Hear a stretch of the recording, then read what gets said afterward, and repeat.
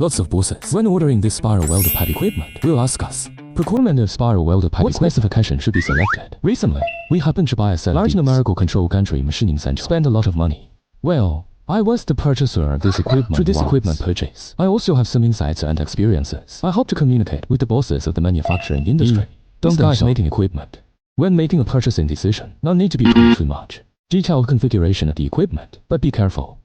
The fundamental principle of purchasing equipment selection is the selection should be in line with the company's strategy and market positioning. Let's take our own company for example. Our company produces and manufactures this large spiral welded pipe equipment, and there's a lot of big, heavy-duty welds. Need to use numerical control gantry machining center for processing. So, our company now has 3 meters, 4 meters, 6 meters and 8 meters. Gantry machining centers of various sizes to ensure our production equipment, the progress and quality of this. What about this new gantry purchase this time? It is 12 meters in size. Because the whole spiral welded pipe market, the requirements for equipment tend to be large and heavy. At the original time, let's talk about a set of this spiral of 2.5 meters. Welded pipe equipment is already considered a large equipment. But what about now? Some meters of some meters new.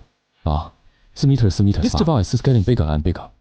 The demand for our processing equipment is also increasing.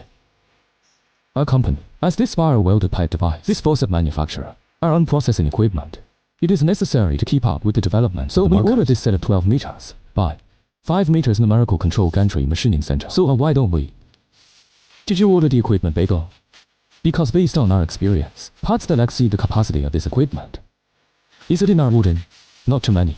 Or other, if this part has exceeded the processing capacity of our equipment, it's beyond me. The lifting capacity of our workshop, if we increase the lifting capacity synchronously, then we have to reinforce the factory build. Our machining plant is reinforced. We still have to rivet and weld this side. This lifting capacity is also reinforced. And then there's the crossover, and the trolley needs to be reinforced. I have to redo the foundation. It's too much. In comparison, it is better to exceed the few.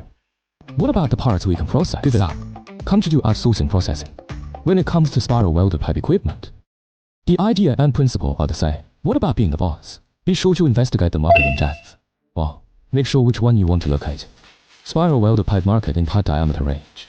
Scientific trade-offs in the market. Targeted equipment investment.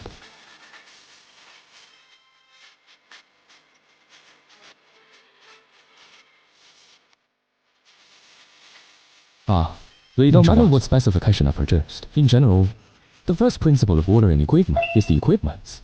The selection must conform to the company's market positioning. The second principle of ordering equipment is the market. Sales should be closely coordinated with the ordered equipment. Once we determine the specification of the equipment, it is necessary to do a strong targeted marketing promotion.